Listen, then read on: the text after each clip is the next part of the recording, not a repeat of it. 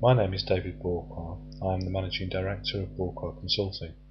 To contact me directly, find our contact details at the end of this movie.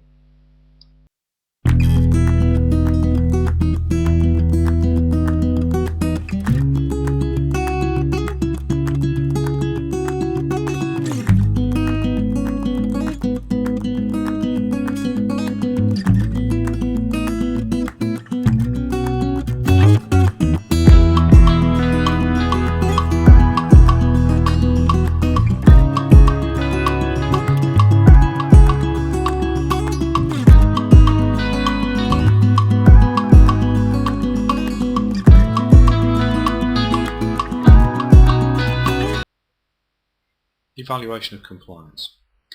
Evaluation of compliance is something which was introduced firstly into ISO 14001 back in 2004 and subsequently into BS OH SAS 18001 back in the year 2007. So why was it introduced? Well, back in the review stages of ISO 14000, an important question was asked of ISO 14001 users, and that was how important did you feel and how effective did you find ISO 14000 with regards to legal compliance?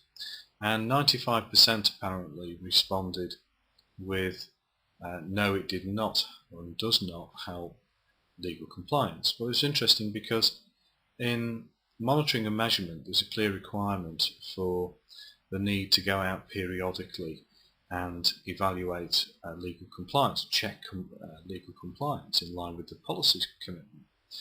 And the important thing here being that if that was actually in the standard, then some questions were asked about certification bodies not checking that more effectively. Some questions were raised with organisations. It's your management system. Why didn't you go out and check it? Why doesn't internal audit pick up on this requirement? And so forth. But at the end of the day, it was felt to be weak. Now, had evaluation of compliance then as a concept been introduced, added into internal audit, it was considered that it would probably be lost as it had been under monitoring and measurement historically. So to bring it out and give it its own clause, clause 452 in the standards, then it gives it more visibility and a higher profile clearly. And of course the requirements are to have procedures and periodically go out and review evaluation of compliance with regards to legislation and also with regards to records, and maintain records of both. And to achieve that, there have been many interpretations, in that it's simple audit, that it's just a bolt-on to internal audit. And of course that's all dependent upon the size, scale and complexity of the organisation. For a very simple organisation with very low environmental aspects and very low significance of hazards, I would expect maybe that it could quite possibly become a part of internal audit. But I would suggest from experience that evaluation of compliance really needs to be a separate activity to demonstrate one, transparency, to ensure that you've actually captured all the requirements of what's been identified as applicable legislation and other requirements, and to be able to test when it comes to management review that we have an effective process in place. And of course, should there be a worst case scenario where our systems are challenged in a court of law, that we've actually robust processes in place and we're at a particular stage in that process with regards to demonstrating compliance. So really what this tells us is we've got a series of steps that we need to challenge and we need to provide evidence of to satisfy the requirements of evaluation of compliance, whether it's for environmental health and safety. But in any element of management systems we need to think about input, process and output. So we think about evaluation of compliance. Where does it come from? What does it do? Where does it go to? Input, process, output. And we need to take a step a little bit further back because we need to think about the starting point of the requirement to demonstrate compliance. One is in the policy statements, of course, and we make commitment there to meeting applicable legislation and requirements. And then in our legal management section in the standards, where we look at identify what's applicable, and we then feed that information as output into our aspect evaluation and our risk assessment. And then the next stage from both of those is the output. So the output is into operational control to ensure that there's adequate controls in place to ensure that we've captured all the legal requirements within what we do on a daily basis.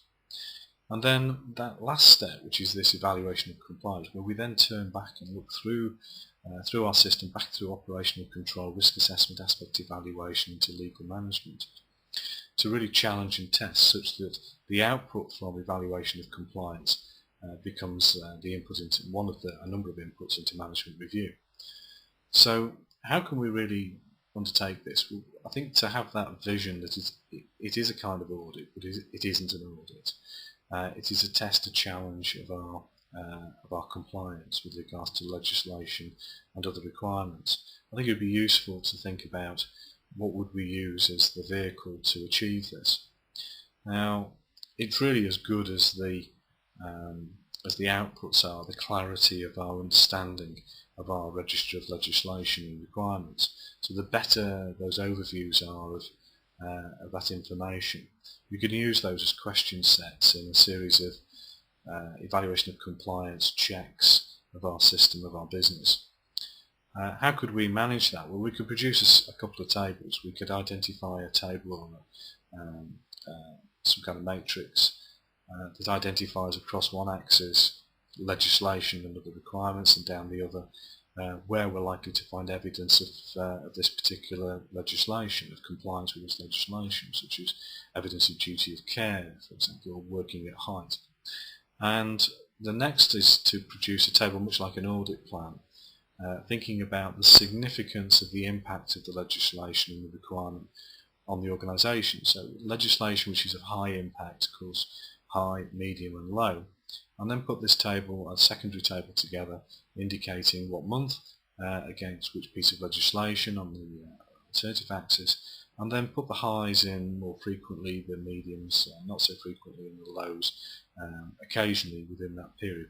Probably again in line with the requirements of the internal audit programme, so that we can take the total view or vision of evidence of evaluation of compliance to management review.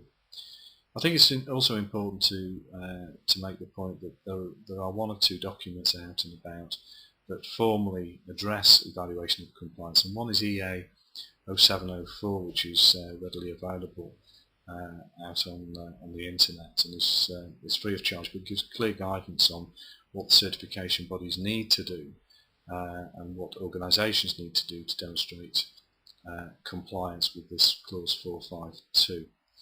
I think I've probably covered everything there, and I think I've probably covered most of the key points.